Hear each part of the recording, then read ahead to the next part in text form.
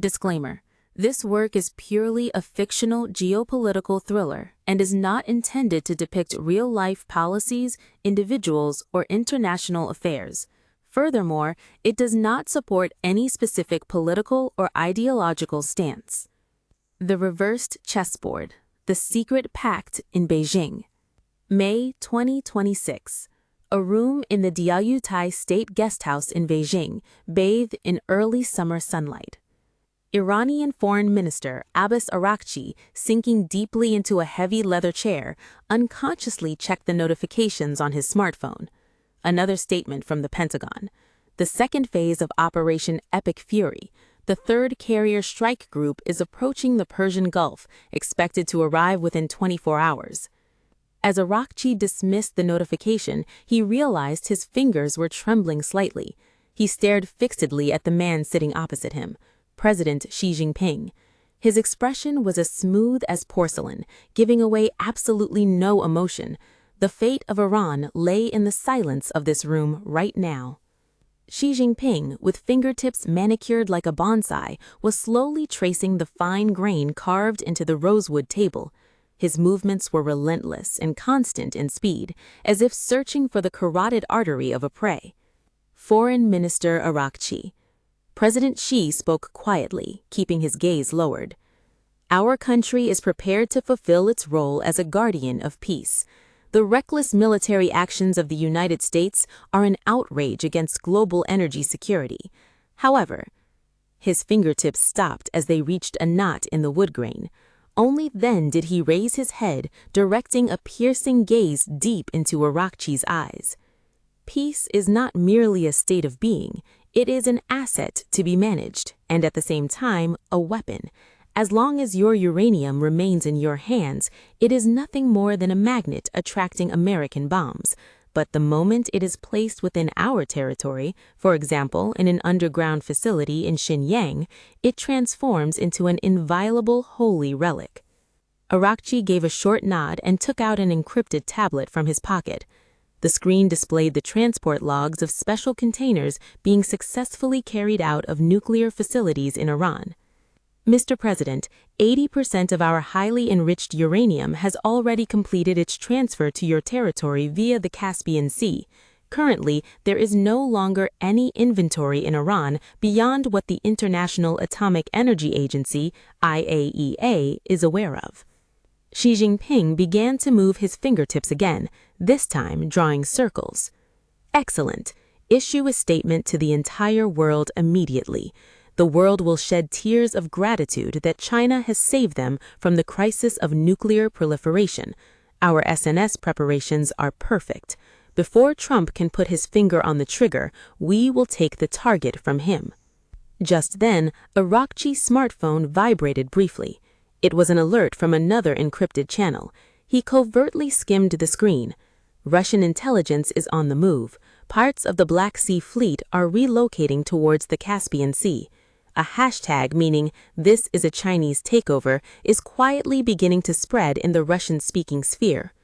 Araghchi put away his device without changing his expression, but he cleared his throat slightly. Xi did not miss it. There is no need to worry, Foreign Minister. Xi smiled. It was his first show of emotion. When it comes to bot wars, we have experience too. 1 hour later, the world was shaken. Chinese state media announced that all Iranian enriched uranium had been placed under complete control of China, alongside footage of Iranian-made uranium containers neatly lined up in a vast storage facility. Furthermore, they declared that China would requisition major nuclear facilities such as Natanz and Fordo as permanent leasehold territories, turning them into special scientific research zones under Chinese sovereignty going forward. On social media, highly trained Chinese cyber units moved in unison. The hashtag XiForPeace instantly dominated the trends. While Trump was preparing bombs, Xi won peace.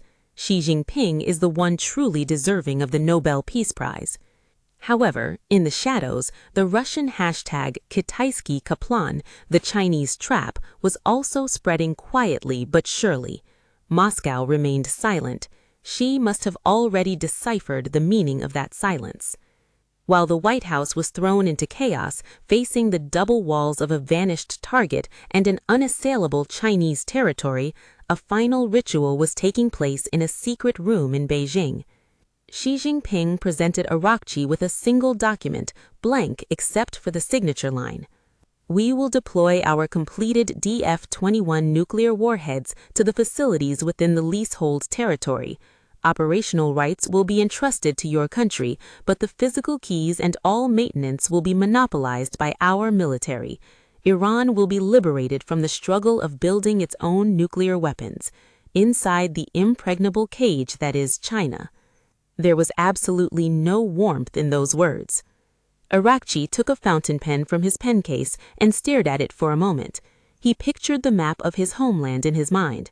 The Strait of Hormuz, the Zagros Mountains, the Rasht forests spreading along the southern coast of the Caspian Sea, and the back alleys of Tehran where he played as a child. All of them would be placed into the Chinese cage with this signature. He placed the fountain pen down with a trembling hand. Iran had sold off its sovereignty piece by piece, accepting in exchange to place the fire of the gods, which it could not touch itself, into the hands of China as its administrator. With this, America's fury will end up as nothing more than much ado about nothing.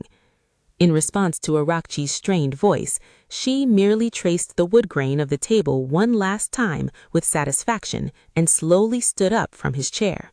"It is not much ado about nothing, Foreign Minister," she said, looking out the window. "America's fury is real, but we will redirect it in a different direction. Russia has begun to move. Therefore, we must also prepare our next move." A cold shiver ran down Araghchi's spine. Had this man already factored even Russia's shadow movements into his calculations? She turned around and quietly added, "Your signature bought Iran's safety, but in exchange, China has also taken on the risk of someone complaining. That is how business works." May 14, 2026, the venue of the U.S.-China Summit. President Trump, repeatedly adjusting the collar of an unfamiliar suit, was glaring at the fine print of the Leasehold Treaty on his tablet. The carrier strike group deployed to the Persian Gulf had already lost its attack target and was meaninglessly patrolling back and forth across the ocean surface. Beside him, Xi Jinping slowly sipped his tea and spoke after a slight pause. "Mr. President, everything you intended to bomb is now mine. Now please make your next move. However," he placed his teacup quietly on the table, "there is no longer anyone in this room for you to seriously direct your fury at." It was no longer a place for negotiation. One claimed to be the guardian of peace, while another was labeled a defeated destroyer. A new world order was coldly being rewritten amidst the tranquility of a tea ceremony.